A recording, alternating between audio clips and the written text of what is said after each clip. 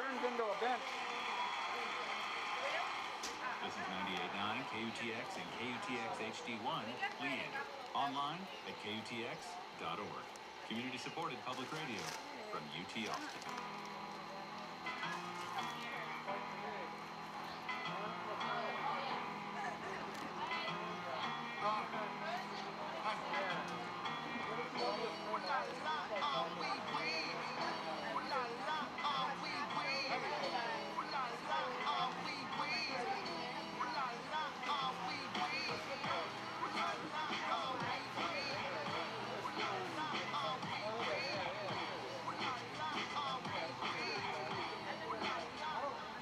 Looking for M's like I lost a friend. Jump out on my bed like right away. You go to the end, wait a minute.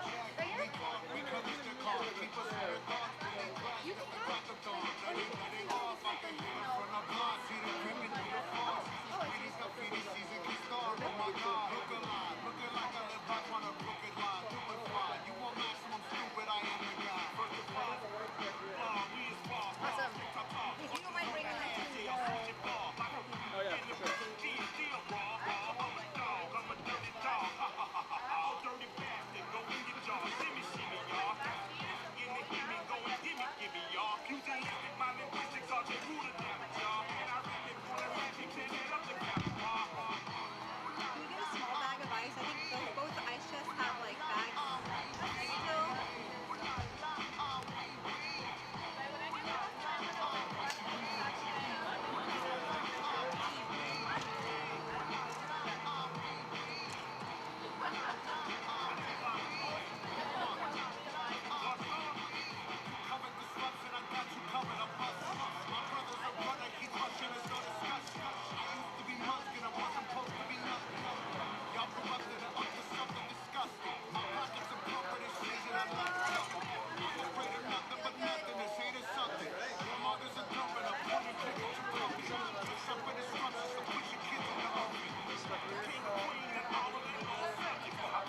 Oh, okay. Okay, well, you might want to make that. Well, I don't know if you told me, buddy. Should I run this extension cord right down the middle so like it's like a visual here? Like move it over and then straight down? Yeah, that might be a good idea.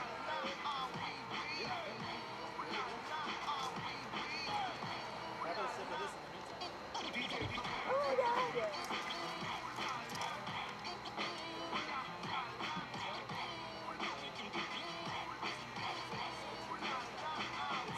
It's lime, mezcal.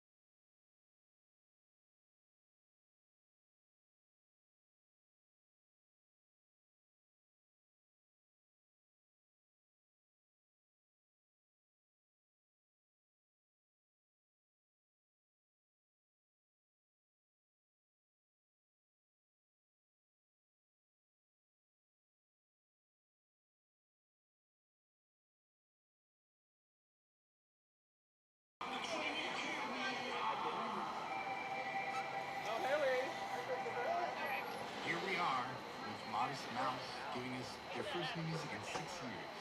We Are Between, from an album that's out now, The Golden Casket. Modest Mouse will headline or be on the bill both Saturday nights at the sold-out ACL Festival in October. And we're preceded by Run the Jewels, Ooh La La, the band from The Last Waltz, Life is a Carnival, and remembering the band's great late drummer, mandolin player, singer, Levon Helm, born on this date 81 years ago. We lost Levon 9 years ago, which is hard to believe because I remember his last show in town at the Best Concert Hall. You know, in the latter days, Levon couldn't sing that much anymore because of cancer, but he would play the drums and he would sing a few songs. Life was a carnival with Levon. Thanks for the music, Levon. And Lucas Nelson, and Promise of the Real, Perennial Bloom, is from A Few Stars Apart, which is on the way. Here now is the latest episode of the Pause Play podcast. And to play or not to play is the question. And we asked 15 Austin musicians questions of that nature. Have you performed during the pandemic? Are you ready to play now? How would you feel comfortable performing these days? Would it be the way we used to pre-pandemic? Should we make some changes? They gave us some amazing answers and insight into what it's like to be a musician during COVID. And the kind of decisions that artists are looking at as more people are getting vaccinated and the restrictions are loosening. On the podcast, Tamika Jones, Topaz McGarrigle from Golden Dawn Orchestra, Naomi, Gina Chavez, Corey Bound from Croy and the Boys, a couple of the members of Magna Carta, and others. Supported by Odell Brewing Company and McCullough Heating and Air Conditioning, it's Pause Play. Download it at KUTX.org. Support comes from Celtic Throne, the royal journey of Irish dance, featuring live Celtic music and dance with music from Golden Globe-nominated composer Brian Byrne. Performing at the Long Center June 9th. Tickets at CelticThrone.com. Support comes from Elevate Pharmacy, offering back, knee, ankle, wrist, and neck medical braces. Learn more about qualifications for orthopedic medical braces through a phone evaluation at 844-598-6639.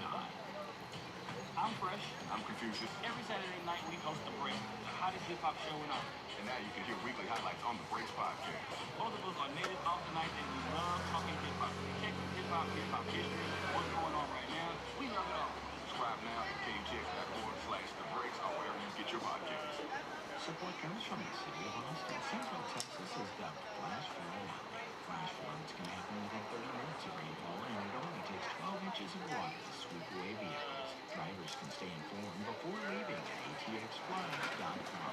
Support comes from Clean, KLEN, the health and safety dashboard helping small businesses and their consumers navigate this new normal. Local businesses can register and consumers can download the app at clean.io. KLEN. Every time I listen to this new Valerie June record, A Million Stars, Prescriptions for Dreamers, I get strung out on one song and I keep going back to it. Then I get strung out on a different song. This song on KUTX from Valerie June's Smile.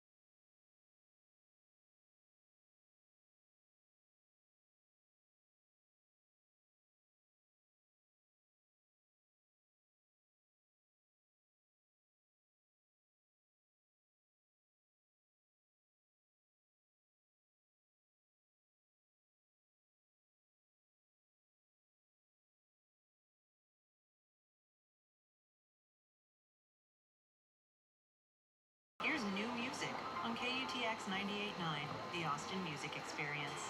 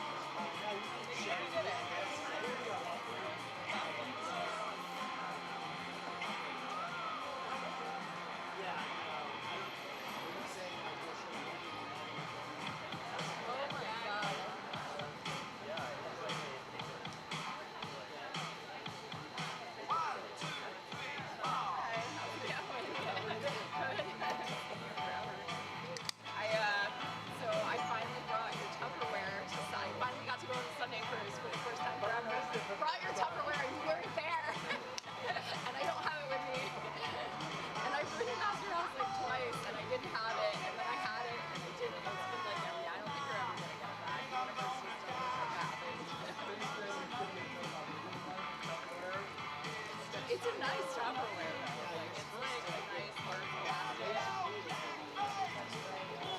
Yeah, I think it is.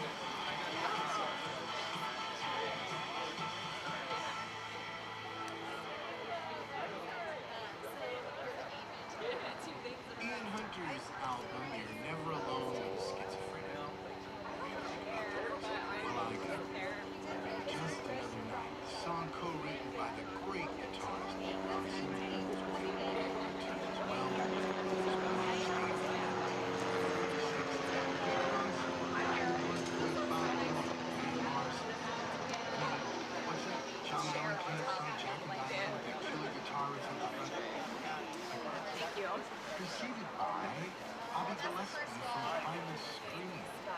He's got a new album. He teams up with It's finally keyboardist happening. Jenny I came in the right day. I was very early. Stardust because Gronk's there.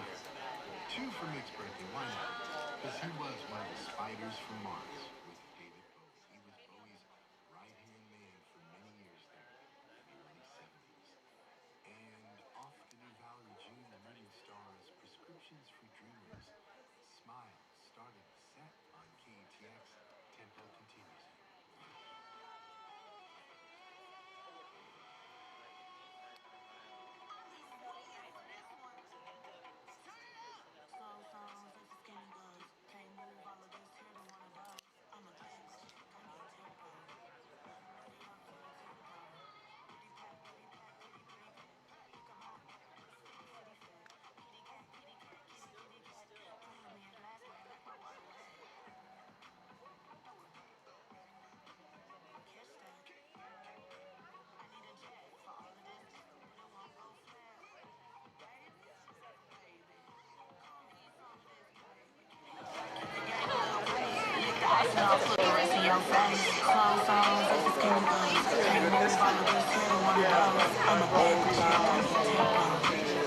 Are you Richard Salade, the designer?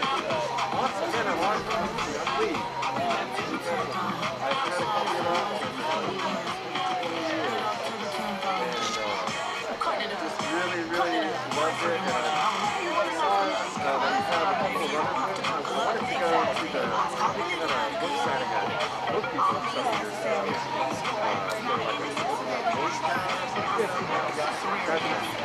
But I missed it. I'm glad I finally get to see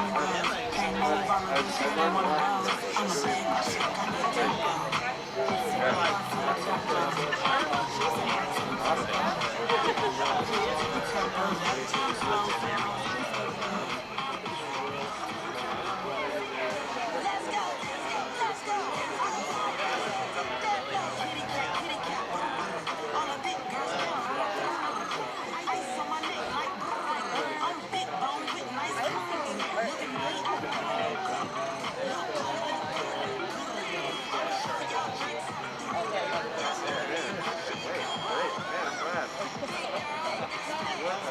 Really unexpected.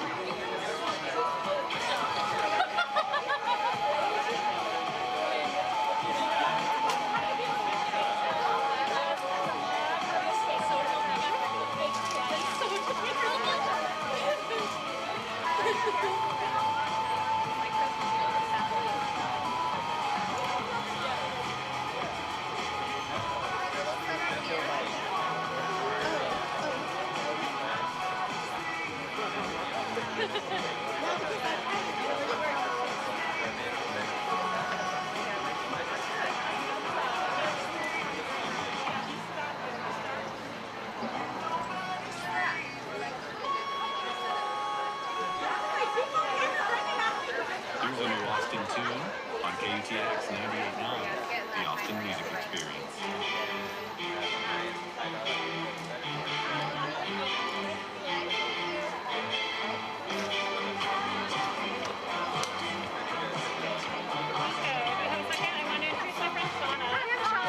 It's really nice to meet you.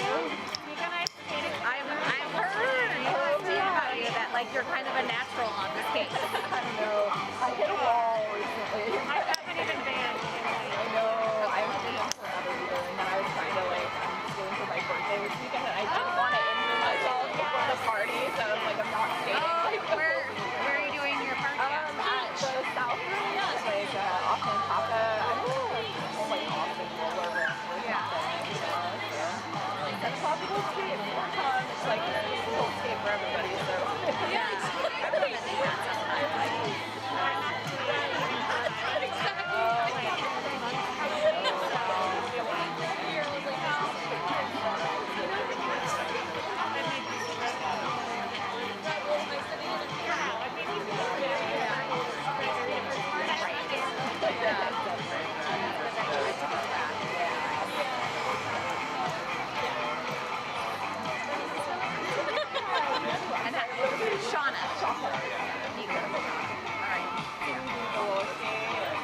Not yet. Trying to get her to. I know. I can buy it. Yeah. Just IRL.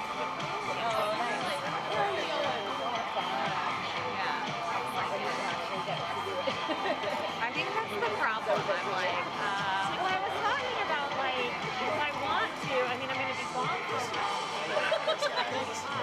Doing our drive.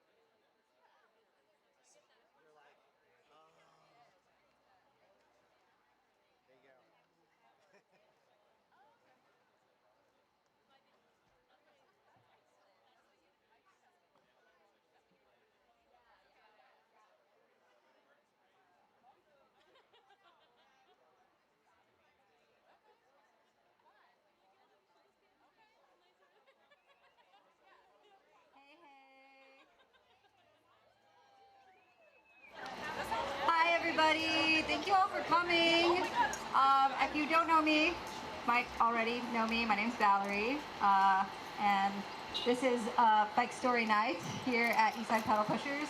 I just wanted to let y'all know we'll be getting started in a few minutes. I'm sorry about this AC broke again, but here we are, making the most of it. So yeah, get cozy if you haven't gotten a bevy yet. Please get a bevy.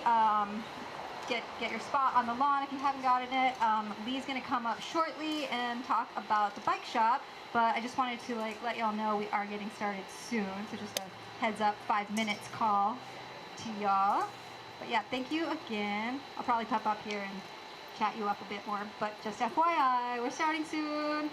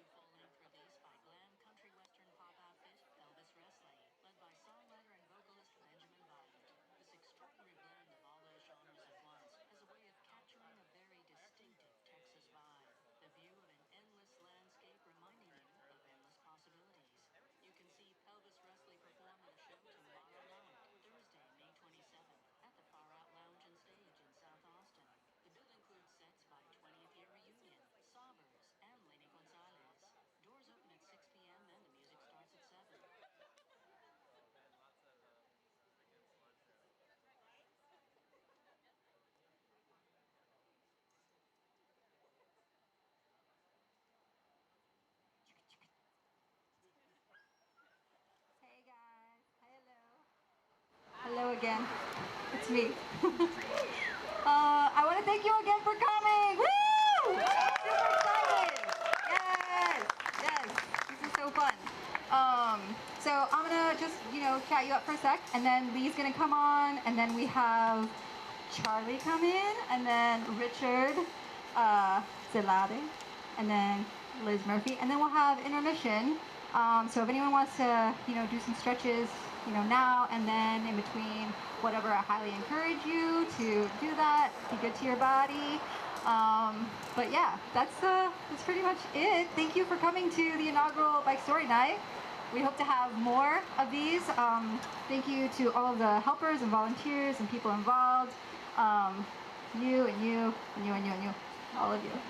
And thank you to the speakers in advance. I appreciate y'all coming out. This is super special. About a year ago when COVID started, I was like sitting down and I was just really thinking a lot. And the idea of Bike Story Night came, and I feel like it just felt right to me as a person who loves to take photos and capture memories and share memories and connect with people of all types. So yeah, here we are finally. Thank you. Thank you again. I'm gonna let Lee take the stage. Lee Grisham, the owner of this fine bike shop here, Peddle Pushers. He's gonna give you the spiel on what happened, what's going on, what's shaking. Yeah? All right, Lee Grisham, everyone.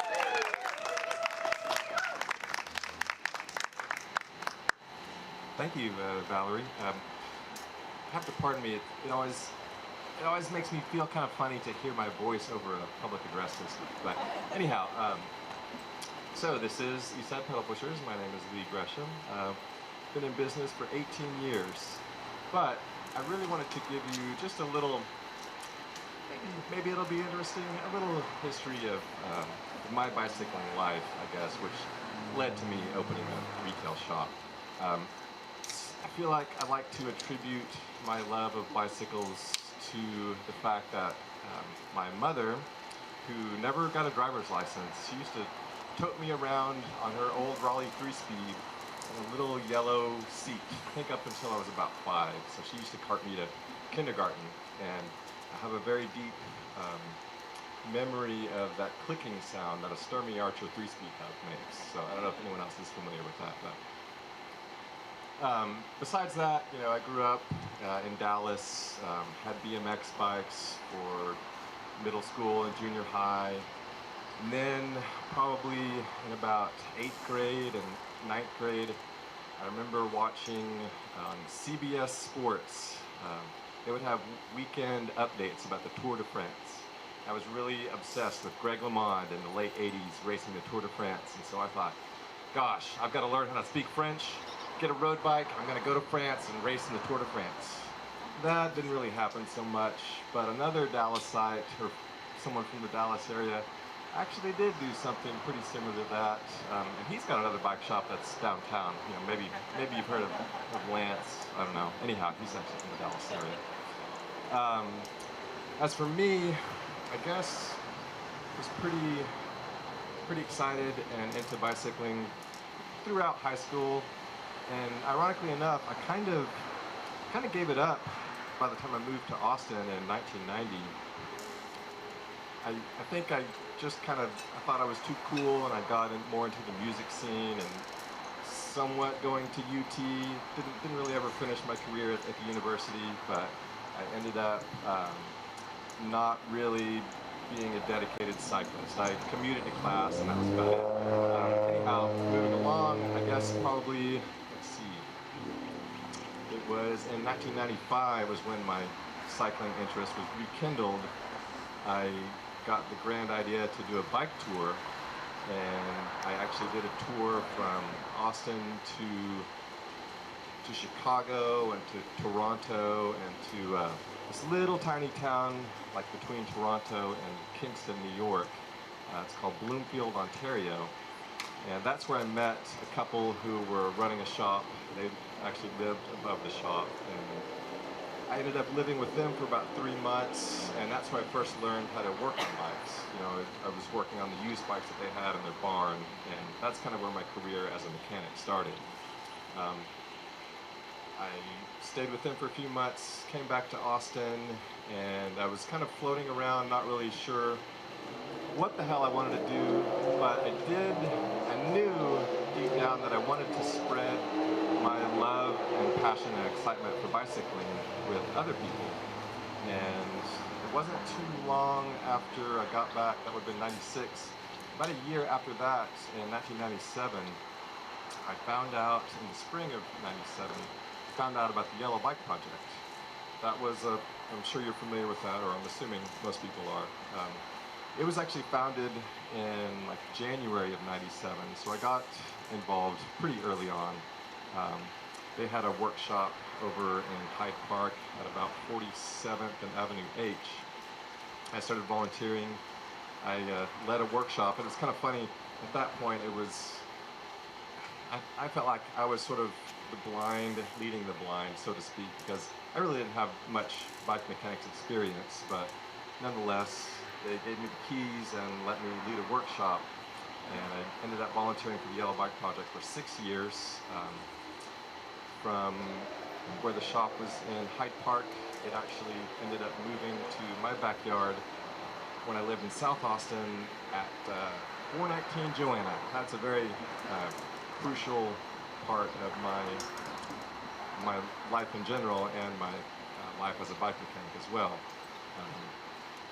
At one point, the Yellow Bike Project was in the backyard there for about a year at most. At one point, there was probably around 400 donated bikes like lined up in that backyard. It was pretty incredible. We had kind of taken a couple of the little workshop, or the sheds, we turned those into workshops and led the evening workshops there. From there, the Yellow Bike Project moved over to East Austin, like off of East 12th Street. I volunteered, like I said, for about 6 years, and the Yellow Bike Project is, it's always been sort of horizontally organized. There's no managers, no bosses, no one was paid a wage, it was all volunteer labor. I got this wise idea that I thought I had enough skills, and I really wanted to focus on that, and I thought, maybe I could make that a career, maybe I could make that, you know, an income. And so I opened Peddle Pushers in 2003 over on East 5th Street, 2415 East 5th Street. It's a building that's no longer there, actually. It was part of the Austin Lumber Company, which, let's see, I believe they were in business for about 75 years. I was able to rent a small portion of a warehouse there and started Peddle Pushers with, boy, not much, about a dozen bikes that I had purchased at a University of Texas auction, and a set of tools, and Eastside looked quite a bit different back then, as you can imagine. Anyhow, the shop seemed to steadily grow over the years, and I feel like I kind of followed that growth in East Austin. It was at that location on 5th Street, it's like 5th and Pedernales. From there, I moved the shop to 1111 East 6th Street, which is where Austin Den is now, and there's a charming brick building there. And again, you know, the shop was mostly just me. I think I had maybe one employee at that point, which would have been about 2006. Stayed in that location for 3 years, and then from there, let's see, moved to up to this point, the place that I've had the shop the longest, which is over at 1414 East 5th Street. And again, it's just a sort of representative of how East Austin has changed. That's growing into, I believe, a 5-story office building now. But that was a place where I feel like Peddle Pushers really started to grow and kind of come into its own. Had up to, let's see, 4 employees plus myself, and let's see, I guess pretty much until about 2009, 2010, I really only sold used and refurbished bikes, and obviously did lots of repairs. But it wasn't until about 2010, 2011 that I actually had new bikes for sale, and so that was kind of a landmark. And then, of course, that spot, the ownership changed hands of that entire block, really. And I was fortunate to find this location.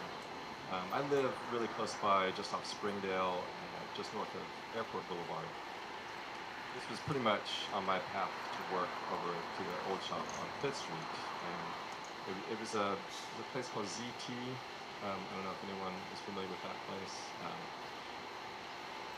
I was fortunate to see that they had a for rent sign, and called, talked to the landlords, met them, did a little walkthrough, and was able to rent this location with a friend of mine, so that we could afford the rent. She opened a cafe in the front, which things didn't really work out so well for her, but Peddle Pushers has, I feel like we've really thrived here and continued to grow. Obviously, if you've actually ever been by here, maybe you've noticed there's been quite a few changes really in the last year, if not the last 6 months. And I hope to continue those changes into the future. Yeah, thank you.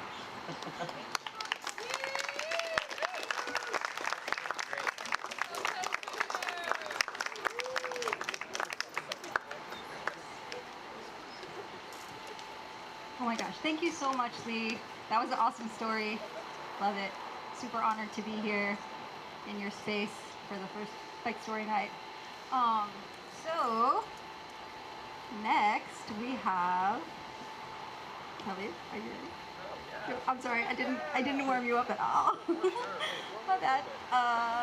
Next we have I'm sorry, I forgot your last name. I'm so sorry. Come. I have always only known you as Talib, and I think today somebody asked me for the program, and I was like, oh shoot, oh my gosh. Cool. Yeah, I can see it then. Thank you so much, Val. Yeah. Everybody, give Val a round of applause and Lee for having us, for everything. So I don't really know what I'm doing here. I didn't prepare anything.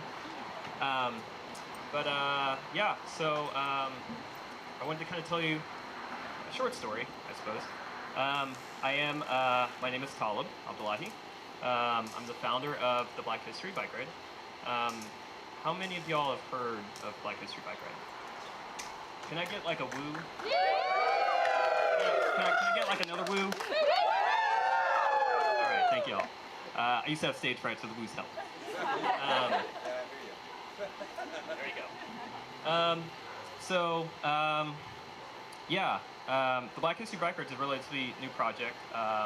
It's an idea I had that I kind of put out on my own personal Instagram, and it really just went a lot of places. So I kind of wanted to talk about for a second the weeks that led up to that.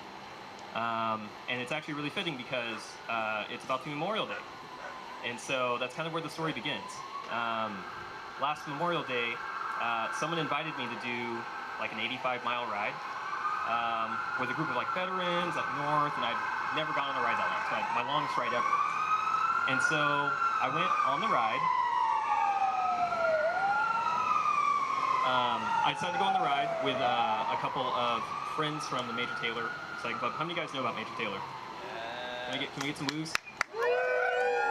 So Major Taylor is an amazing figure, and the Major Taylor Cycle Club in Austin is one of the only African-American led and run clubs. It's open to everyone. They're actually doing a big ride this Saturday, I believe. I think I'm helping lead part of that. Anyway, so I went to this 85-mile ride. I ended up in the wrong group. I started riding. I realized I was with the fast people. I was like, shit. So I was like, okay, it's cool. They'll drop me. I lost my friends. Like, I'll keep going. I'm not, that great. So, horrible cyclist, by the way. Terrible. Absolutely atrocious. So, this group of strangers who were all really strong cyclists kind of pushed me through, and we got back to the end, and they were like, we're gonna do 15 more miles to make this a century. And I wasn't expecting to do my first century, but I did. And they pushed me, and they were super nice. Those last 15 miles were rough. And yeah, that was the story of my first century, and that happened on Memorial Day of last year. What's up, Drew? And as many of us know, that day also will kind of live in infamy. After doing the century, I came home, I passed out, and I remember feeling so accomplished when I got home. Like, I'd never done anything like that, never thought I'd do anything like that. And I woke up the next day, and the only thing anyone was talking about was George Floyd. And Memorial Day last year was the day that George Floyd was murdered. And, you know, basically, that's the only thing that anyone was talking about for weeks and months after. So, I kind of, you know, after going to some of the protests and being really involved, I realized that, you know, I didn't have a lot of time to really enjoy my own accomplishment of doing a century, because if people that look like I am are not able to live freely, or being, you know, persecuted and executed just for the way they look, you know, it doesn't matter if I'm doing 1 century or I'm doing a century a week, like, things are still rough out here. So, after going to some of the protests, I have kind of a background in American studies and kind of minorities history. I started to ask my friends, like, do y'all know kind of some of the, you know, the historical cases of, basically, do y'all know much about Black history in Austin? Most of my friends are folks that live on the East Side like I do. And a lot of them would be like, not really. Like, do you know about Clarksville? Do you know about this? Do you know about this person? And unfortunately, a lot of people were like, no, but I want to learn. So I said, yo. Give it up for saying, yo. I said, yo, let's get on our bikes and let's ride around town and we'll talk about Black history, and it'll be a social ride, and we'll just kind of talk about these things. And I put that out on my personal Instagram, thinking we'd have a couple dozen people show up, and 400 people showed up. So it was crazy, yeah.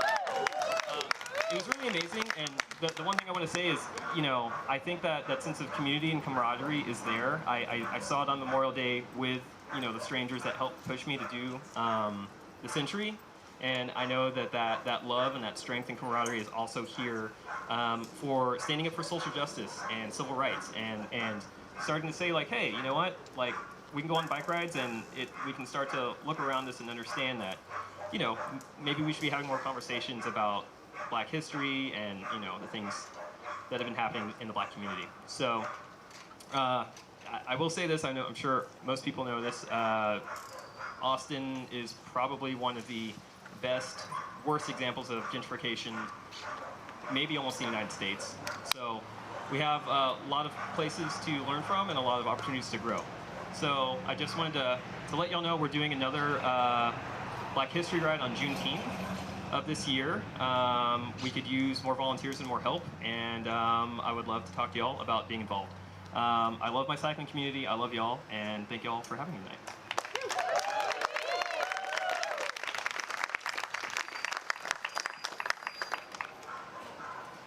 No, y'all, let's give it a woo! Thank you so much, Salade. That was awesome. Please volunteer, sign up, do it. I did this a little bit of volunteering last year. I had just fractured my thumb and I couldn't ride my bike, but I went out and like took some pictures and like cheered my friends on and everything, and there's all kinds of volunteer levels for the event, so please check that out. Alright, so we're gonna move on to our very first storyteller! Woo! I don't do it as well.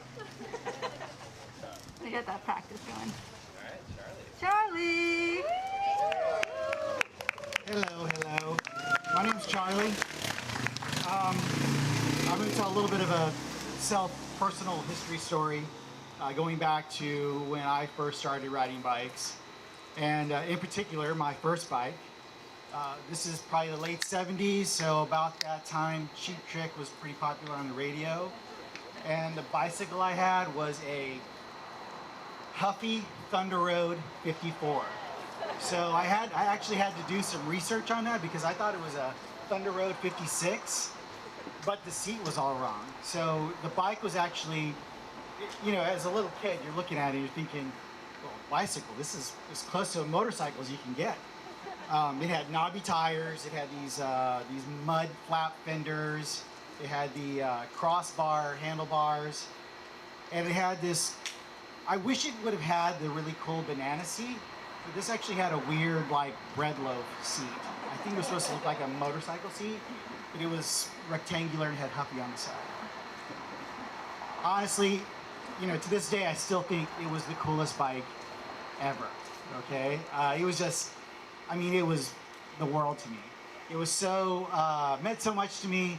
I also had friends that had the exact same bike and their feelings were exactly the same. We all had the coolest bike in the world at the time, in our world anyway. Little side note, my sister had the same bike, except it was the girls' version, and it was pink. And it had the pink loaf bread seat as well. So this is probably gonna ring familiar to some of y'all. As you start riding your bike the first couple times, you're just kind of riding around, keeping within your parents' sight, not veering off too far. You don't want to fall, and yet you inevitably fall, but you kind of stay in close range, and as you build up your confidence and get a little bit better, you go a little bit further, a little bit further. Sometimes it's around the corner, up the block, maybe a block over, maybe 2 blocks. 3 would be out of the question, but definitely 2 blocks. So as we progress, getting older, summer start rolling around, we started fixing up our bikes and doing repairs on them because, you know, as a kid, one of the first things you run into is a flat tire. So I was the kid who had the flat tire that had literally 10 patches on it. Because when you're a kid, you're handed this patch kit from your dad, and it's like, here you go.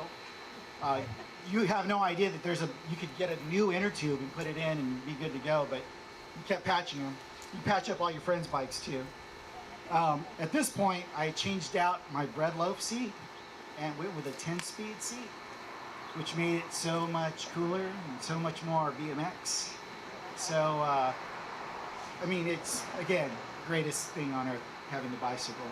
And in the summers, some of us, you know, when you got called in for dinner, that was it for some of us. They had to go in, eat dinner, and that was it for the night. And that was it. For some of us who had parents that had a little bit longer leash on us, we would eat dinner and then head back out in the evening. And then we would stay out, and then it would get dark. And at that point, we just kind of roamed the whole neighborhood at that point. I mean, we went to all the familiar places at first.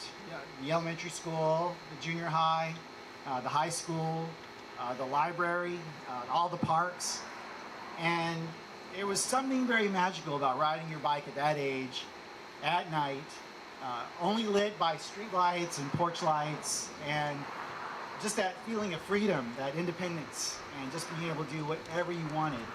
And the only time we really ever stopped was to get a Big Red or a Barks root beer and maybe a candy bar. But after that, we got back on our bikes and just kept going.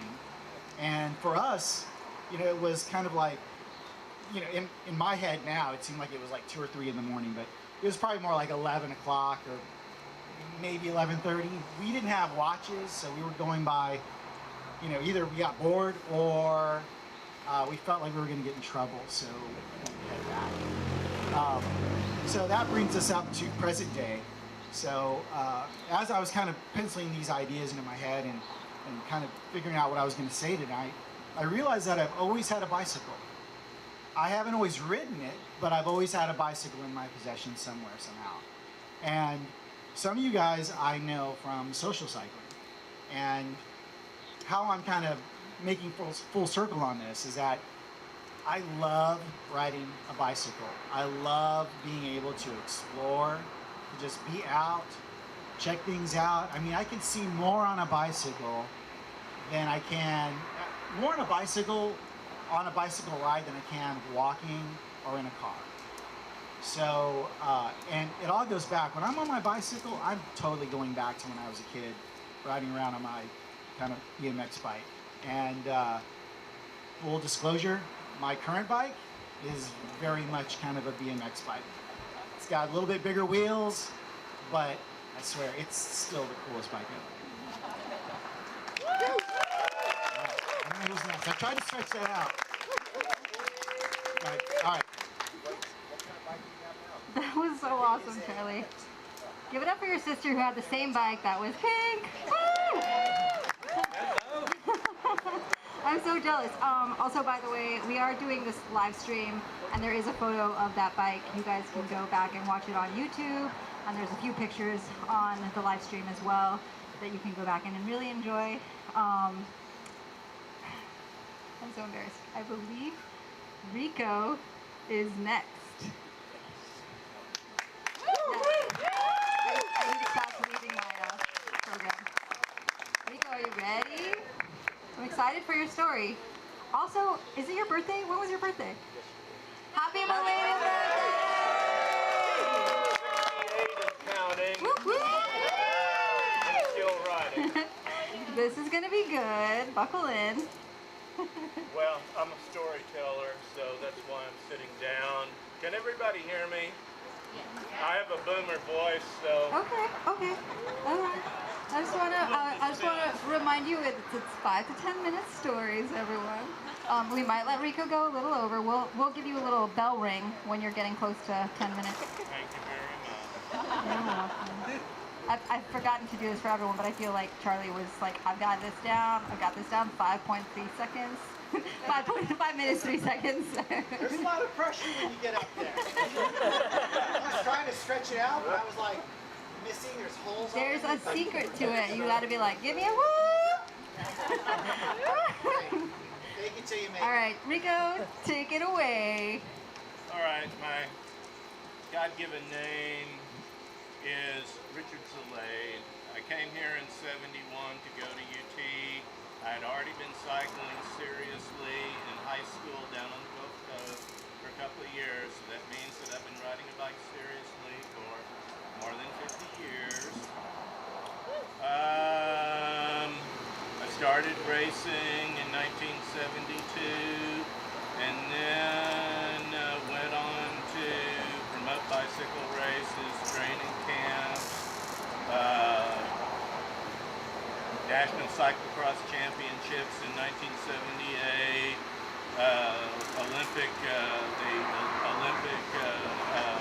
the national team camps and the cycling column in the Austin American Statesman for about 4 years. I did this bike ride book about Austin bike rides in 1979.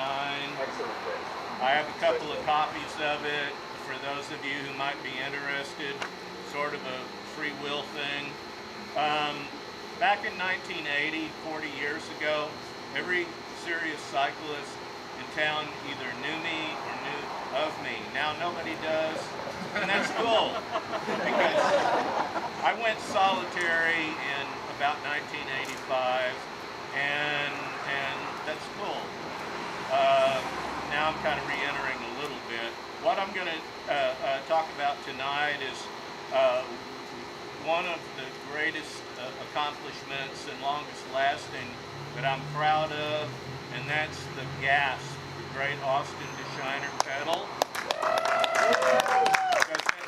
Who knows about the Great Austin to Shiner Peddle?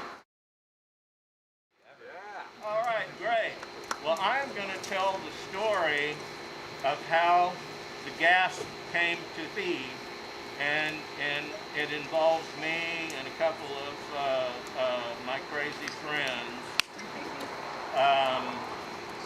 This happens to be, it started in 1981.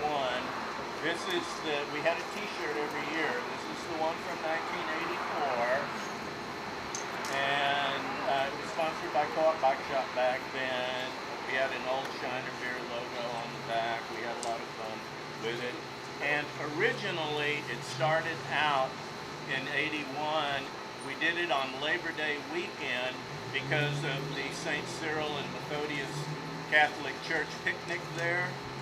And so there was lots of fun and lots of food for $3. Okay, it was a great deal. So we would ride down there and get snot-faced at the hospitality room and then head over to the Catholic Church picnic, eat them out of house and home, which is one of the reasons why the ride changed its date, because the church said, could you please do this another time? We eat all of our food. So it moved. When I went anonymous underground in about '84, I got out of it. I have no idea who's promoting it or anything. I do happen to have a 2010 t-shirt on that I got at the brewery about 10 or 11 years ago. So that gives you a little history of the ride itself. Now this is how it evolved, and I tell the story in one of the several guidebooks that I've written back in the early 80s. I did hill country in Central Texas. They were based on bike rides that you could also do in a car. So all of these rides were bike rides that I had done. And this one happens to be called the Shiner Lockhart Pilgrimage, and it traces the path we took to Shiner and then the route that we took back, usually in a car because we were too wasted, okay, to Austin. And we're not going to go over the route that we took, although it's in the book. This is just how it came about. And I wrote this in 1980, so when I say years ago, that means 1976 approximately. Years ago, a group of Austin bicycle racers combined three of their favorite forms of entertainment, that being bike riding, drinking Shiner beer, and eating barbecue, into a single bike ride. Every other month or so, one of the guys would say, "Want to go to Shiner?" And immediately a spirited consensus sprang up and the word was spread to everyone else. Those who could make it on the anointed day pedaled off en masse to our little Lavaca County mecca, the hospitality room at the Spetzel Brewery, where the venerable Mr. Herbert Seams so ably dispensed the beer and little confidences. We could always count on a host of colorful local characters and employees to enliven our drinking, like Emil Vinchik, Cracker Wallace, Joe Green, and Speedy Beal. Emil came for the water, although his girlfriend usually sipped the Shiner. Well into his 80s, the irrepressible Emil never missed a dance, whether it was Friday night at the SPJSP Hall or the big Labor Day Shiner Catholic Church picnic. Long Lean Joe Green was Shiner's oldest employee and the brewery's unofficial historian. Cracker Wallace was his nephew. Cracker, from our perspective, was one of the brewery's most important employees because he delivered the Shiner beer to Austin twice a week, plus ring sausage from Patek's Market if we passed it. Speedy Beal was the brewery's congenial, easygoing sales manager. There was a family atmosphere that one rarely associates with brewing beer. We were on a first-name basis with the brewmaster, the kettle man, the bottle shoppers, the administrative staff, and, in short, everybody. In those pre-microbrewery days, Spetzel Brewery was the third smallest brewery in the country, pulled down just 1/3 of 1% of Texas public beer sales. As small a niche as it was at the time, it seemed to satisfy everybody. When our considerable thirsts were slaked, it was time to eat, and where better than Kreitz's Market at Lockhart. So we racked up the bikes, and one of our designated drivers whisked us down toward Lockhart. We sometimes detoured for pork ribs at Luling City Market, since there were no pork ribs at Kreitz's, and you could not count on getting Kreitz's pork loin past the lunch window. Once at Kreitz's, we wiped out the best of whatever meat was left. The traditionalists among us ate at the benches in the old, unair-conditioned back room. That's Smitty's now, okay? That's when Kreitz's was where Smitty's is at now. And they still have the old air-conditioned room with the knives that are chained to the tables. Anyway, we ate at the benches in the old unconditioned back room next to the pits where sharp carbon steel knives with worn smooth wooden handles were chained to the tabletops for your dining pleasure. A sharp, well-pointed knife is the only eating utensil a real man, or I should say woman now, any real barbecue eater needs, okay? Now, the little brewery in Shiner isn't so little anymore, obviously, but it still begs visiting, and Kreitz Market still carves up some of the state's best barbecue, kind of sort of still, but I go to Smitty's because I like the original location. So that's how the Shiner ride started. And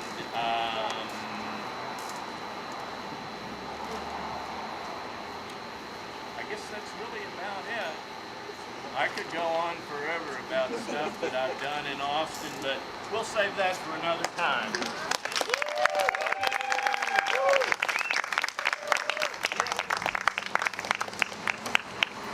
That book that he has is great. It's filled with lots of unusual history about Austin and environs. And like I said, I have some copies, so if you want to have a blast into the past, it's sort of like whatever you think a copy is worth to you, I just want to get rid of them. I don't want to walk out of here with any left, so, you know, come see me at the end of the extravaganza here, and I'll be happy to oblige. Thank you so much, Rico, Richard. Rico. That was awesome. Really appreciate you coming out. How are y'all doing? Yeah, feeling cozy? You ready for another storyteller and then an intermission so we can like mix and mingle? You can get a chance to check out the book Rico's talking about, maybe chat with Charlie a little more about his cool bike. Did Chris leave? Oh wait, Chris is next. No, sorry. Salade? Salade? My back. Yeah. Round two? No. I'm sorry. You're going to be here if during intermission, maybe you can check in, talk more about the volunteer opportunity and what's happening. Just FYI. Maybe. All right. Well, we've got another storyteller, Liz Murphy. Where are you taking us to, Liz? Hey. We're going to Spain, y'all.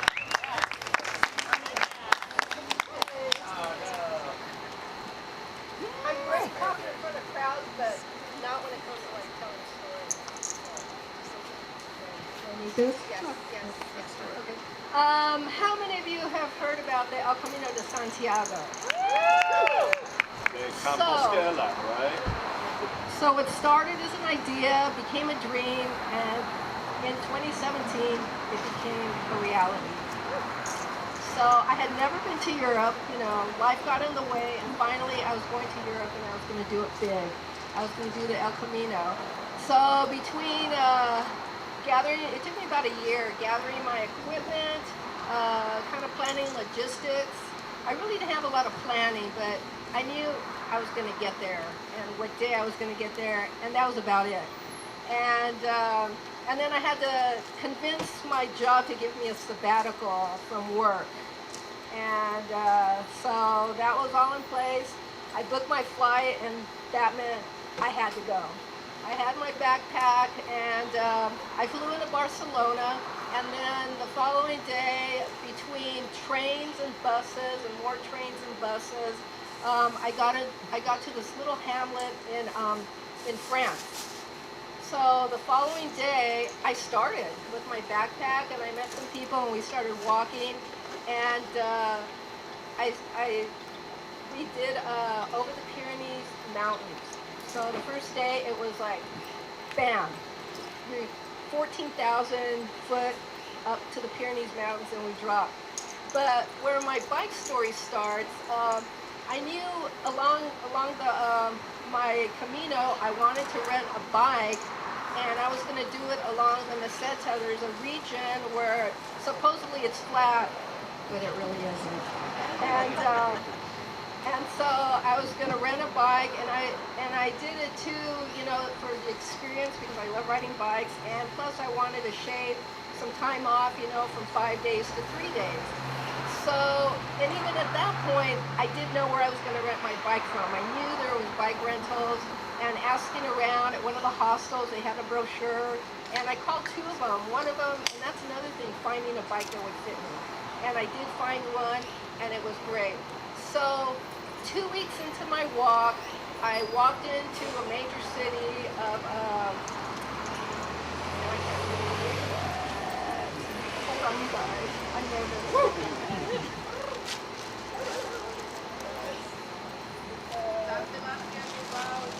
Burgos.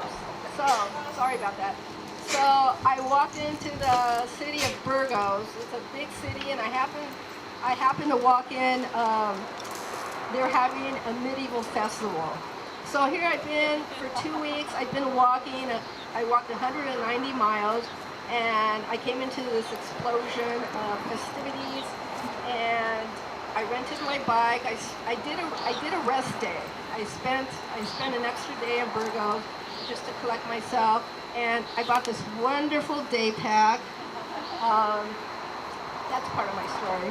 And so I spent a couple of days, and then I started riding a bike. I said goodbye to the people that I had been walking with for a couple of weeks, and I started. I walked with them to the edge of town, and I left.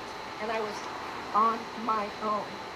So I rode my bike, and so the first day was I did 40 miles, and it's a lot different from walking on the rock terrain, riding a bike. At least I had like a mountain hybrid bike, and I had heard through the grapevine about this hill, and yes, there was a hill. I could see it on the horizon, and the more I rode, the closer it got, and the bigger it looked, and it was on my route, and I had to do it. So I had my bike, you know, it was, you know, like a mountain bike, and it was kind of heavy, and I had the panniers, and I had my backpack, you know, my big backpack, and I had emptied the contents into the panniers, and I had put the backpack on the little bike rack with bungee cords and everything. So when I get to the foot of this hill, and I see it, I'm like, oh yeah. So there I am on my bike, and I'm pushing it. I take a few steps, and I stop, and and in the meantime, people with hiking poles are walking past me, and like, I'm jealous, you know, I wish I was, you know, with my hiking poles. So anyway, I'm on this trail, and then behind me come these 2 guys from Italy on horseback. Now, I had seen them a few towns behind, and they were doing the entire Camino by horseback. So this hill was so steep that they could not even ride their horses. They had to dismount, and they were walking their horses up this hill. And they came by me, and they said, you know, with their broken English, you know, do you want us to help you push your bike up? And I'm like, no, no, no, you know, no. I was kind of like, no, no, no, no. And, you know, so I'm like, and then, no, no, come on, we'll help you. And I go, okay. So it was these 2 guys. So they took turns. First one guy, he still was holding on to his horse, and he was holding on to my handlebars, and he was going up. And so there I was. So what they told me to do, they said, hold on to the horse's tail. And they told me like where to hold the horse's tail. I'm thinking the whole time the horse is gonna like buck me right in the face. But no, he was saying, you know, if you hold it like down here, it won't bother the horse. So I was glad to have that horse's tail, because it was like a tow rope, you know, like when you're skiing and you've got the tow rope. So I was just like, you know, walking up.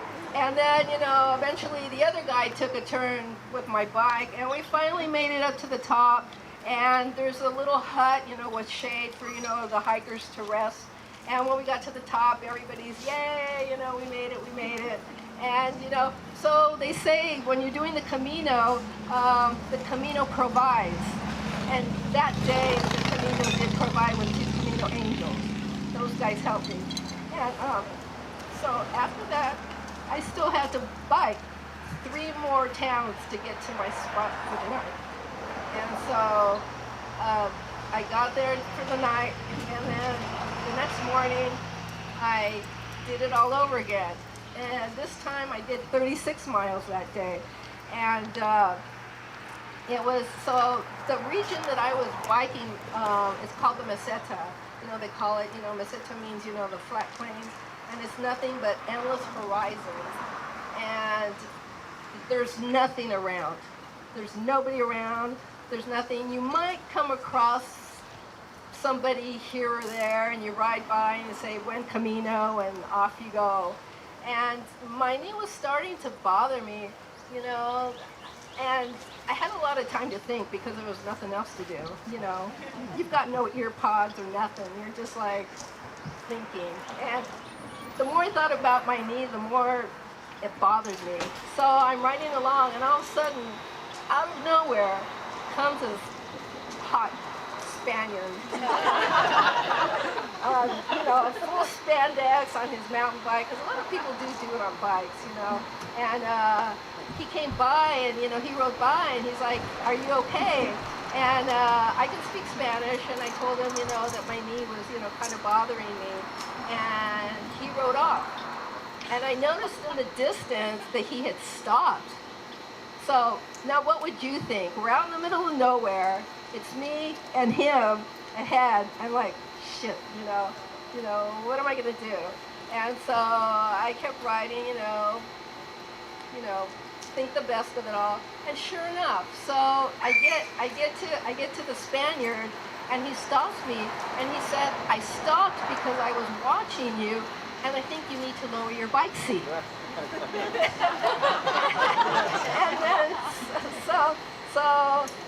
And then he told me like what I could do for my knee, you know, when I'm done for the day. And you know, I think about, you know, there's still kindness in the world, and I was coming across it every day in little bits and pieces. And you know, he helped me, and off he went. So, you know, when I got into town, and that's another thing, when I would ride for the day, I had no idea where I was going to end up. I kind of had an idea like what town I was going to end up, but I had this book, and I would look at all the hostels that were available, and depending on what I needed for the night, definitely Wi-Fi was helpful. You know, did I need to do laundry? Did they have laundry? So you kind of pick like what kind of hostel you want. And let me tell you, showers are important.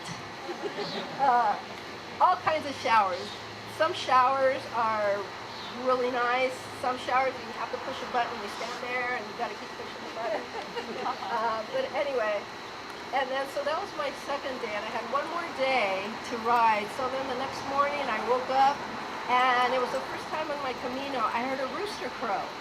So I thought, wow, this is really cool. You know, I'm starting my day with a rooster crow, and as I was riding out of town, the church bells rang 8 times, 8 o'clock. I go, this is really cool, and my day has started. So it was my last day riding my bike, and I was riding through town, and I passed a farmer's market, and I kept riding, and I thought, you know what? You know, I'm going to stop. So I turned around and went back, and I'm glad I did. It was this little town. It was like all the senior citizens. It was like their social time, and they had all their produce out. And let me tell you, beautiful produce. And I felt like I was crashing their party because, you know, they let me in and they greeted me and they were really nice, and I spent some time with them, and then up I went. So I had this whistle right here, and I brought it with me, you know, on my ride. This was my day pack that I had when I was riding along, you know, the trail. And I had this whistle in case, you know, I fell in a ditch or got lost or something, and I could blow it, and you know, somebody hopefully would hear me.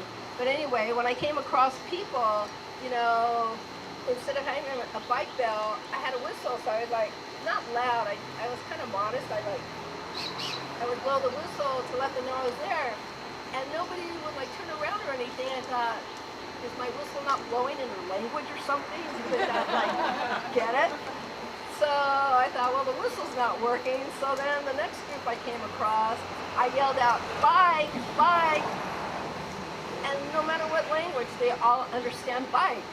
And everybody would like move out of the way for my bike.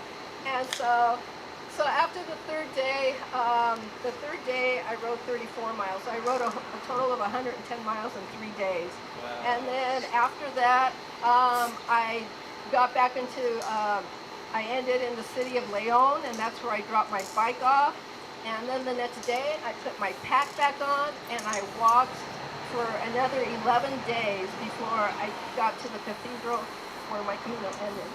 And just real quick, I'm going to show you, so throughout the walk, every hostel you stay in, you have to get it stamped, because at the end of your Camino, you go to a special office and they look over your stamps to prove that you've done it, and then you get a certificate of completion.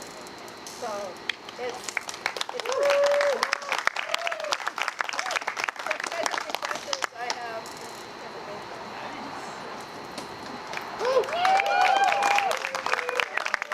Thank you so much, Liz. A little hazard here, my bad. There's a bike here. Watch the bike. That was awesome. That was really good. All right, so next we have another nonprofit. Chris is coming up to talk about Gisalo and bikes, and maybe even Rue a little bit. We'll see. Yeah. And after this, we're going to have intermission, so please stick around. Let's mix and mingle, talk about bikes. Woo! Apologize for Rue interrupting your story. She's desperate to make friends with cats. She doesn't realize that behavior makes the cats go the opposite direction that she wants to go, and she gets ultrasonic. Can I go even closer? All right, so my name's Christopher. Valerie asked me to do like a little short story, and then I'll talk about Gisalo a little bit. So, like a lot of people, I came to Austin for UT and stuck around. When I moved up here, I didn't have a car, and I got my first kind of adult bike from Waterloo Cycles over by where Spider House was. And I had a job interview with a software company called Origin. I don't know if anybody's heard of like Wing Commander or like Ultima, but they were a really like famous game company in town. So I was super excited, but I couldn't figure out how to get there because they were at the 360 Bridge. You know, the what's the bridge called? Pennybacker Bridge. Yeah, so they're out at Pennybacker Bridge. And I had this bike and had no car, and there wasn't really any Capital Metro that went out there, so I kind of got on a map. I'm like, all right, how do I get out there? Okay, so you go, you know, Guadalupe North, and maybe wander around and get up to Anderson, and then you get to 2222, and that gets down to 360. Like, yeah, that looks like a straight route. That will get me there. And so my first like more than 4 mile ride on a new bike as an 18-year-old was bombing hills down like 2222, holding on for dear life, and so I ended up getting there about an hour early for my, because all downhill, but then all uphill in reverse. But anyway, so it was a pretty amazing ride, and I survived, and that's what counts. So I run Gisalo, started it back in 2011. We are in Austin and San Antonio. I know there's a beautiful cat over there. We started out doing youth programs. That's our Cycle Academy programs, and lost count now, but something like 26,000 youth participants since 2011. We then expanded to the other end of the spectrum because our kind of big mission is helping people that need the most need get on the bikes, and so we expanded over to the senior programs, and that's our Golden Roller program. So that's technically it's older adult and seniors, like 50 plus, 65 plus, but you can't really, you know, you're gonna get punched in the throat if you call somebody who's 50 a senior. Like, they're not quite ready yet, they aren't getting the discounts. And so that is mostly a tricycle program, and that's more around socialization and de-isolation rather than transportation. And that one's super fun. That started at Conley Guerrero right over here at Pleasant Valley and kind of Weberville. And I think we're in 8 spots now, and I think we got up to about 300 older adults and seniors that were riding those trikes and bikes. And then in the last couple of years, we've kind of moved into the middle, and we do city cyclist, and that's kind of our older adult kind of commuter programmatic pieces. Met some people here through that, and so that's pretty much what we do. We're here in San Antonio now. Many of you probably know Brianna Cohen, who's our Austin lead. We're doing a bunch of rides coming up. We have one coming up for Urban Roots Tour, and we just finished our really good snack packs deliveries, where we delivered over the last 2.5 months, I think almost 2,300 snack packs to kids on Tuesdays, and we were able to double that in May with volunteer help, and so we were doing about 280, 290 snack packs every Tuesday. And then Urban Roots, another shout out to them, gave us 20 farm shares every single week that we then distributed to families. Some of it around food insecurity, but a lot of it was really about, also de-isolation for the kids and the families, showing up. A lot of people were, staying home and homeschooling, and so having something to look forward to each week that was more than just your kind of nuclear family was pretty exciting. So a lot of opportunities to work with us as well. We're all vaccinated.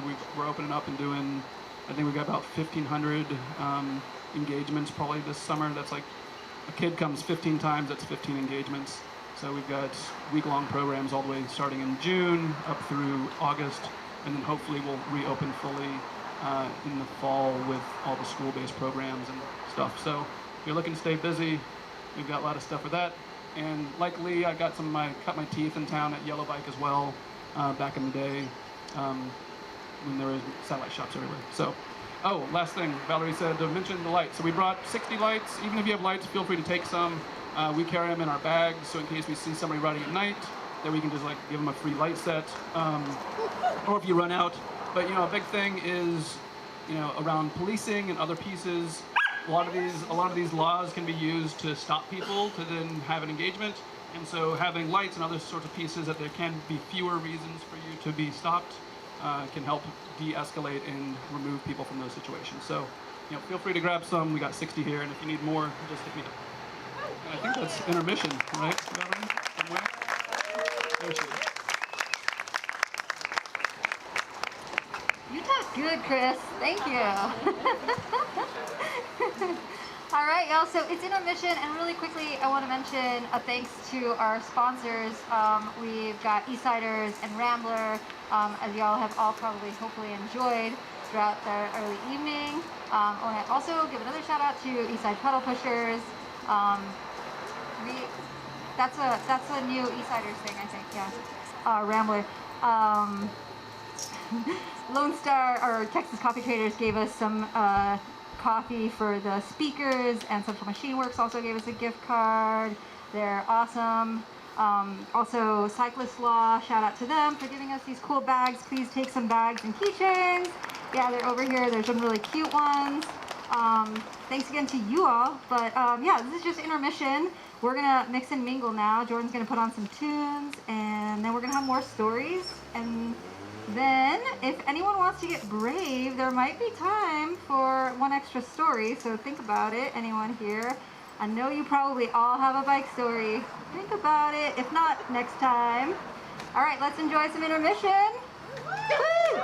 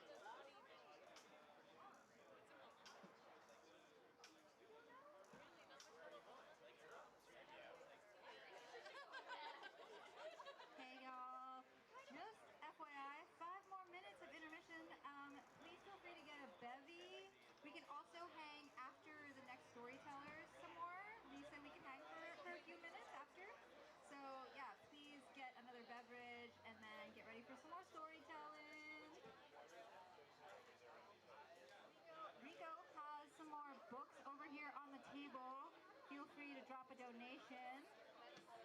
Thank you so much for that, Rico. Feel free to drop a donation.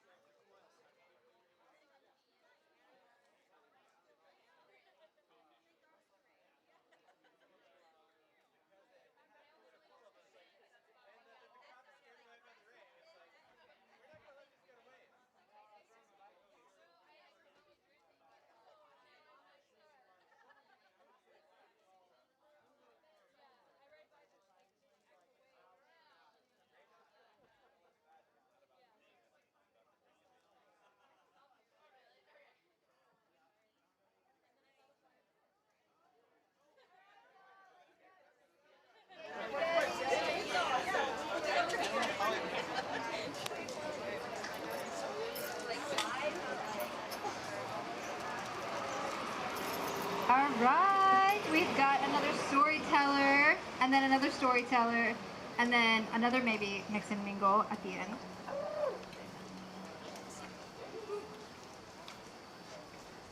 I'm super excited about this next storyteller because she's going to talk about margaritas, and I just want you to know that about me. But yeah, please, if you haven't yet, grab some more bevies from our lovely sponsors, Eastsiders and Rambler. I hope y'all are cozy in your spot and you're enjoying this evening. Don't forget to get some more swag that's over here. What else? Am I forgetting anything? Probably. Can I get a woo? I'm getting a little better. All right, let's give it up for Shauna. Yeah!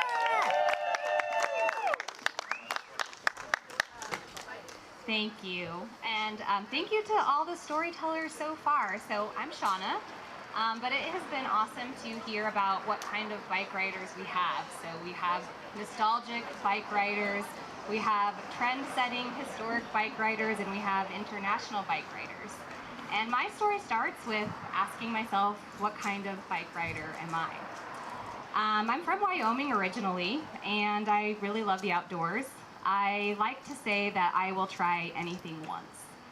So I moved to Houston in 2014 and had a colleague talk me into doing the MS-150, which is the first time I'd actually bought a bike since I was a kid. I did successfully do that in a very painful way, but I do have fond memories. And after that really great accomplishment, I moved to Austin, and sadly, my bike sat in storage for the last several years. And then the pandemic hit, and like many others, I created at the beginning of the pandemic all the lists of things that I never got to before that I'm gonna be hella productive and do. And fixing my bike was one of those. And it needed a bike or a brake tune-up and some new tubes. So what did I do? I got on YouTube and I taught myself how to do that. And I could actually ride my bike. So now I was like ready to go, and I'm like, all right, is this gonna be my new thing? I'm gonna be a cyclist. I'm gonna join all these rides and meet all these people, and I'm gonna stay outside. So the first thing I do, it's about end of April of 2020, is I reach out to my friend Malou, who I know is an avid cyclist. And she tells me that she's been going on bike rides every week, but she likes to do a Sunday fun day ride. And she says, you know, we just have a leisurely ride, and we stop and we, you know, eat lunch, and we, you know, have maybe some cocktails and some margaritas. And I was like, all right, I think this sounds like a great idea. So we start down on Riverside, and we start going downtown, and I'm loving the views. It's a beautiful day, and it's so beautiful that I actually convinced my best friend Veronica to join us. And, you know, she's also very excited about just getting outside and, you know, maybe stopping for a cocktail or two. Well, we end up passing downtown and getting almost all the way down to Mozart's. And I was like, we are very far from where I started. So we stop, and I was like, hey, Malou, when's our margarita stop? And she says, oh, about halfway through our bike ride. And I was like, well, we've been riding for like an hour. And I was like, how far are we going? And she's like, 22 miles. And I was like, bitch, you didn't tell me that. So I finally made it to about 8.5 miles. And I was like, I'm done. I need a margarita stat. So I decided that I am the type of rider that hashtag will ride for drinks, but not my friend Veronica. So there is a live stream picture of her giving us the bird. But we did enjoy our margaritas. So to all of the bike riders who are with me, hashtag will ride for drinks. Cheers.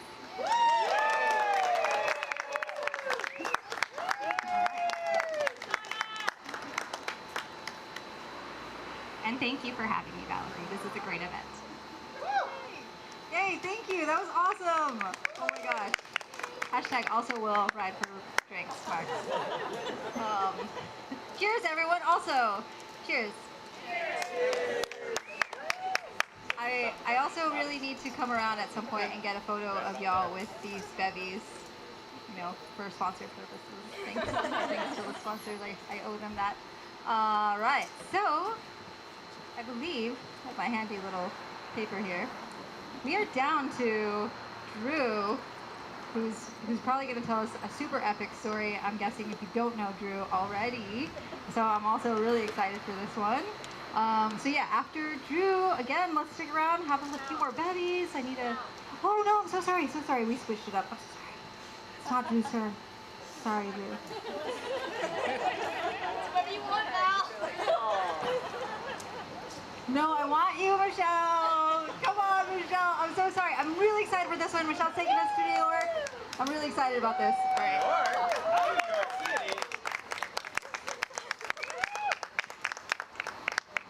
Don't worry about it. I'll time myself.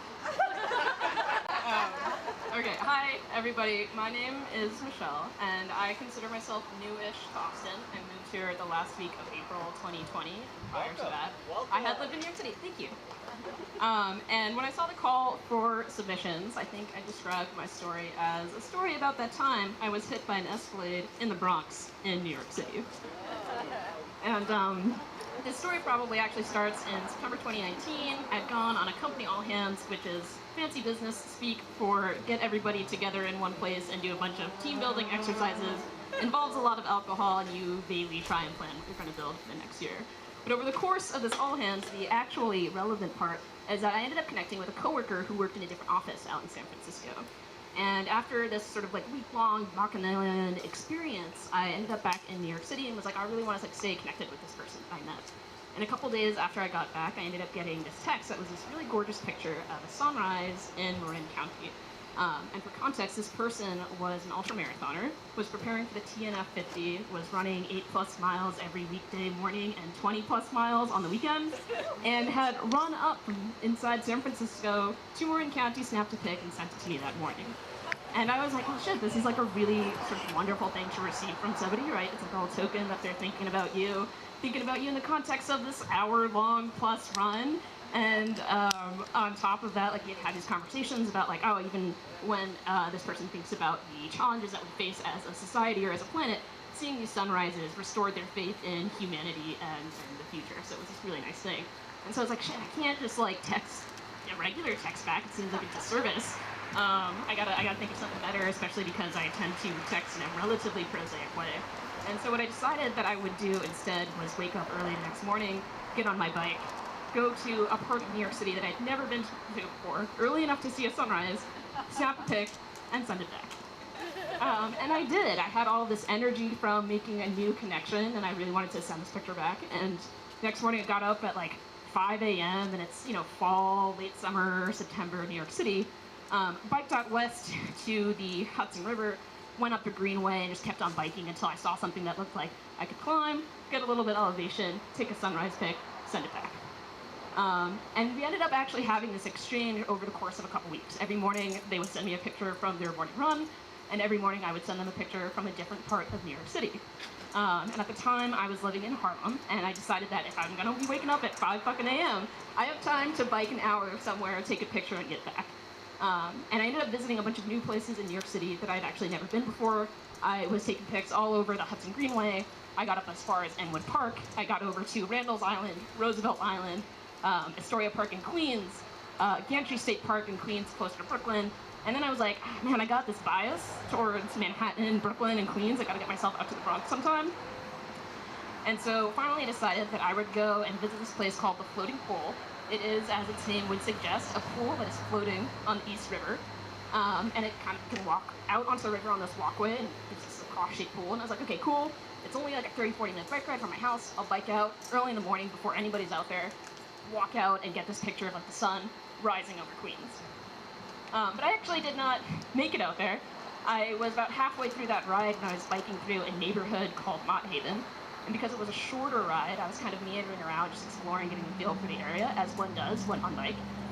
And yeah, I think I had been looping around, was westbound on this two-way street, and it had, in addition, a dedicated bike lane. It was one of those bike lanes that goes in two directions, it's on one side. It's painted green, it's got the little bike men on it, the double arrows, those concrete pylons that have yellow rings, and so it feels super safe. outside of the parks and greenways in New York City, I don't think you're on bike infrastructure that feels more safe than that. So I'm biking, down along my way, and I see, coming up ahead of me at the intersection, a black Escalade. And it's coming up from the water. There's a little bit of an ascent. And I'm like, okay, let's see what this person's doing. And I see them slow and come to a stop. I'm like, cool. I have right of way. They're stopped. They see me. There's all this bike infrastructure. So they should know to expect me. I'm fine. I'm gold. So I start picking up speed again, and I am biking through. And, yeah, they floored it. They had been stopped, and they put pedal to the metal to get over that hill and get that Escalade up there. And I think maybe they had a couple liberties because it's early morning in New York City and there's just not a lot of traffic around. But I am like biking towards this thing, and I'm like, oh shit, I think if I clamp down on my brakes, I'm gonna stop in the middle of this road, and I'm just gonna get hit on my left side. And I'm just visualizing this car like hitting me in the left side of my body. I'm like, oh my god, my leg's gonna get crushed. It's gonna get shredded. I'm gonna get pulled under this Escalade. I am definitely not taking a sunrise pic by bike tomorrow morning. And this is where, like, I think at this point I'm like biking through, and this whole time, like, time's kind of slowing down, but my legs are still pedaling. And finally, my left leg kind of comes up, and I have this moment where I'm kind of like, oh, you know what? I think I might be able to get out of this situation if I just jump over my handlebars. If I just jump over, I might be able to get into the bike lane on the other side of the street. And this is, narrow streets, New York City, one way. I think I can make that jump. And like, this is where just like full survival instinct, lizard brain kind of kicks in. I don't even have like specific memories of the moment, to be honest. I've got like fragments. I think it just like totally took over, because next thing I know, I'm just like, my left leg's coming up. I stand up on one leg, get my right leg on top of my top tube of my bike, that bar that goes from the handlebars to your seat, step up on that one too, get my left leg up, and now I'm just kind of surfing on my bike. This is all slow-mo, everybody. And I'm surfing, and I'm like, we're ready. And pushed off with both legs, heave myself forward with both arms, go right over my handlebars, and then I'm just landing on the ground on both feet and run out the momentum on the other side of that bike lane. And at that point, I'm over there, and somehow like my sense of like perception and consciousness is still in front of this Escalade, and it feels like it just like slams and crashes back into my body as I am running through this bike lane. And all of a sudden, I'm kind of like back as one person in one place, and then the lizard brain is like, my job here is done. And the inner manager kicks in, and the inner manager is saying, we need to be safe. We need to get home. We need to bike home right now. And I'm not thinking about anything around me. I'm not thinking about the fact that like this driver, it's like popped out of his car, that somebody is on the other side of the street just staring in disbelief. I'm just like, nope, I gotta get home. So I stand up, I walk over, pull my bike out from under this Escalade. It's skidded out into the middle of this two-way street, and my bike is totally under it. Part of its bumper has actually half popped off. The license plate has been flung down the street. But I'm just like, okay, cool, let me just get my bike. I pull it out, and I was like, this thing is in good shape. My pedals were like a little crushed, the rubber on my handlebars had been torn off, my seat was torn, but it was dinged up but not bent. I was like, I can ride this thing. The chain had popped off, but we all know that's an easy fix. And so I'm just like ignoring this guy who's like kind of trying to see how I am. I'm just like, nope, gotta get home. Put the chain back on my bike, get on, and just bike home. And on my way home, I'm going over a bridge back, and I'm like, oh shit, there's a sunrise. I should take my sunrise pic. So I do. I stop, I climb up on some scaffolding, get a nice thing, go back home, and that's it. And I think I still got ample time. So I'm going to wrap this up by saying that if there is anything that I took away from the whole experience, it was one, don't be like me and not tell anybody. I did not report it to the police. I did not report it to an official organization. That shit's important in order to get accurate data, which affects funding and policy. So first thing I would put out there. Second thing, the whole thing made me appreciate the fact that like your body's kind of capable of amazing things, more than you think. And I think that being active and certainly being on your bike is a way to tap into that and believe that about both your body and by extension yourself. And the last thing that I would say about that is like I spent those couple of weeks biking all over New York City every single morning, and it totally changed my perception of living there. I felt like I was living in a different city on those weeks. And it felt like New York City was both smaller because all of a sudden there was so much more that I could access and couldn't get to by subway or by bus, and larger because by virtue of that access there was this infinity of possibility, and all I had to do to tap into it was get up ass early in the morning and go on a bike ride. That's it. That's my story.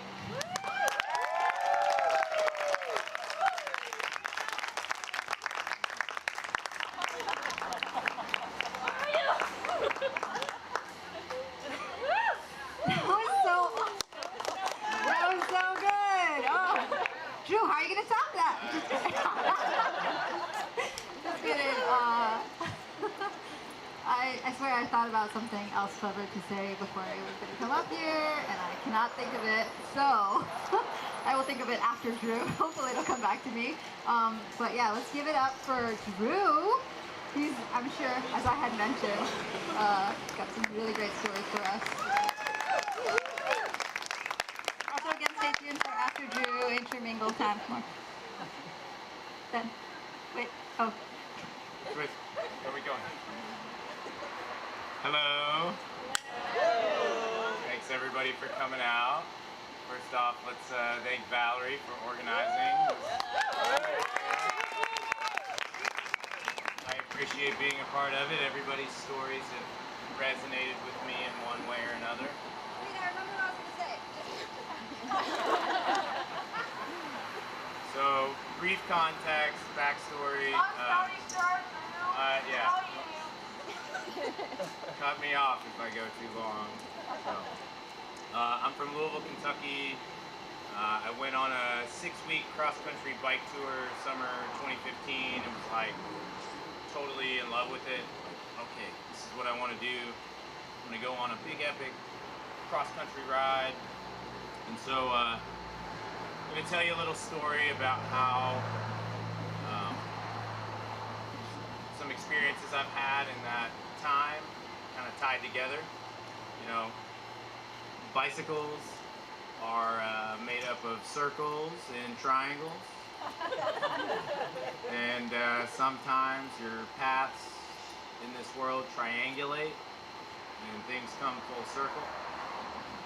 I was just passing through town here, never planned on staying, but a community like this kind of drew me here.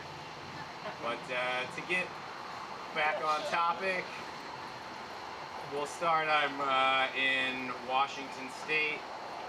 I'm headed from the Canadian border down towards Seattle. I stayed with a Warm Showers host. She mentioned the value of a good shower in her story. If you're not familiar with that organization, it's a really awesome nonprofit. It's like couch surfing, but specifically for bicycle touring. People open up their homes, let you take a shower, crash on their couch. A lot of them are bike people that have traveled and they know the area. This guy was like, oh, you shouldn't go that route. This is a better route. Draws me up this route, takes me to a ferry. I hop on the ferry, takes me over to the Olympic Peninsula. At that point, I'd like, I'm gonna be in and out. I don't need any luxury. But I decided to stop by the bike shop. Forgot to mention, I checked through the Warm Showers hosts in the area and the couch surfing hosts, and everyone was either unavailable or marked like no same day requests. I'd sent out a few requests and hadn't heard back from anybody, and I was just getting tired. I was like, okay, there's a little bike shop in town. I stopped by the bike shop. It's just like one little old guy by himself, and he goes, oh, well, my sister and her husband, they're Warm Showers hosts. You should stay at their house. He calls them up. Hey, I got this traveler here. I got this guy. He's looking for a place. Oh, send him by. So he gives me their address. I ride to the house. This guy comes to the door. He opens it up. Really, there's like this big staircase I'd like carry my bike up in. And he's like, Brian. And I'm like, no, my name's Drew. And he's like, oh, well, I guess there's going to be 2 of y'all tonight. Yes. It's not common to have people up here this late in the season. It's like November. You know, and we're just a few miles from the Canadian border at that point. And so then he shows me the lay of the land. Oh, well, I got 2 guest bedrooms. You're here first. You can take this one or that one, you know, whatever. And so I'm chatting with him and talking about my route and how I stopped at the Adventure Cycling Association headquarters. It's so cool. They weigh your bike. They take your photo. And then asking him, yeah, you ever done any bicycle touring? Oh yeah, me and my wife, we rode from Alaska to Argentina, from Portugal to Shanghai, circumnavigated the perimeter of Australia, rode from the North Cape of Finland to the South Cape of Africa. I was like, Jesus Christ, man! Like, were y'all like Adventure Cycling Association, like tour guides or something like that? You know, we kind of did our own thing. And I mentioned the organization again. And he was like, oh yeah, it's great. My wife and I founded that organization in 1976. And I'm like, here I am at like the man who essentially made the map. He put it on the map. Like he himself was the first, him and his wife were the first people to ride from Alaska to Argentina. National Geographic covered it. They organized the Bike Centennial, which was the 200-year anniversary on the 4th of July that summer of 1976, where they organized a large group to ride from Astoria, Oregon, all the way to the east coast of Virginia through 13 states, which later went on to become the Trans-America Bike Route, which is like the most famous and iconic cross-country bike route. And then the organization has now gone on to, you know, map out and connect resources for 55,000 miles of bike route around the United States.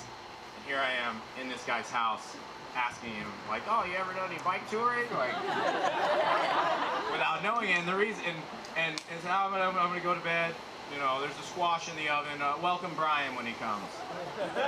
Brian gets there, mid-40s, Japanese guy, like Michelin star chef from New York, quit his job, rode from Canada to Mexico on the Continental Divide, which is a gravel route that is mapped by the Adventure Cycling Association. Had a little more money in his pocket left over. Was like, fuck it, I'm gonna fly to Vancouver and ride to Tijuana along the coast. And so I was like, dude, did you know this guy? He's like, yeah, I read his profile. It said that. Of course, I hadn't contacted him because I hadn't read that far. I was like, oh, this probably wasn't available. And so the next morning, he takes us out for breakfast and tells us this story. And like the greatest bicycle advocate kind of that I've ever met. Traveled around the country finding anti-bike legislature and helping develop public infrastructure and access, and just amazing individual. And so he sends us on our way, and me and Brian ride off together down the Olympic Peninsula to Seattle. So we get maybe 20 miles down the road, and all of a sudden, this car, like, honk, honk, honk, honk, from the other direction, whips around, pulls a UE, pulls over, guy jumps out. We're riding down the shoulder, and I'm like, who is this? And it's a guy who I had hosted through warm showers, who stayed at my house in Louisville, Kentucky, who's from Michigan, who just happened to be out in the Seattle area and had made a day trip over to the peninsula and just sees us riding down the state highway. And so we take a photo, and it was just, you know, bikes come full circle, they're made of triangles, sometimes your paths triangulate and cross themselves over. So I feel like I had a much more elegant way of tying that all together, and I've somewhat lost it. But yeah, we rode on down to Seattle and spent a day at a hostel, and then he went off. We went our separate ways and all that. But it was, you know, the whole trip is full of those types of experiences, and even feelings like that kind of help, you know, bring me here to this place right now. So keep riding your bikes, keep talking to people, keep meeting people, and interacting with your communities. So that's all I got. Thanks for coming out to this. Thanks, Valerie. Thanks for all the other storytellers, and Lee and Peddle Pushers, and everybody for putting this on tonight. So.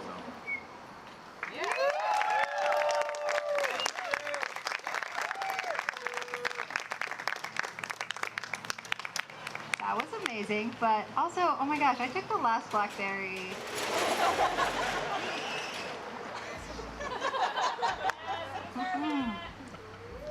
Drew, that was seriously amazing, and I feel like you said all the things that I really wanted to say. So goodbye, night, good night. Just kidding.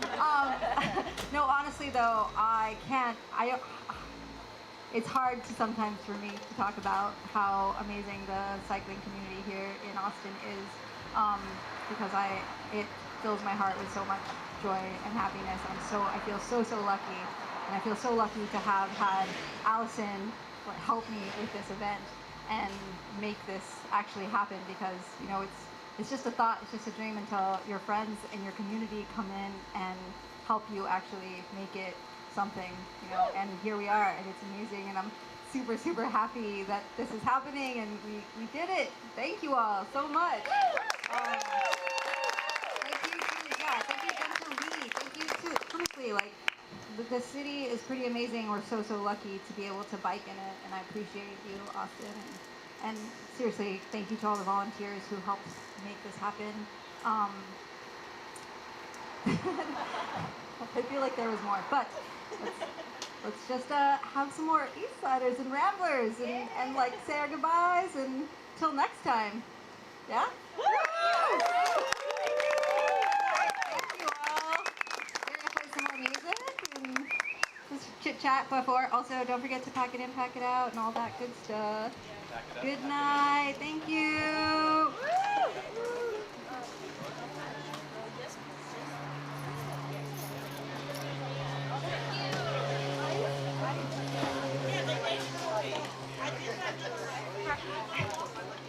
Bea is probably going to be upset with me if I don't tell y'all to come and ride with me on Sunday.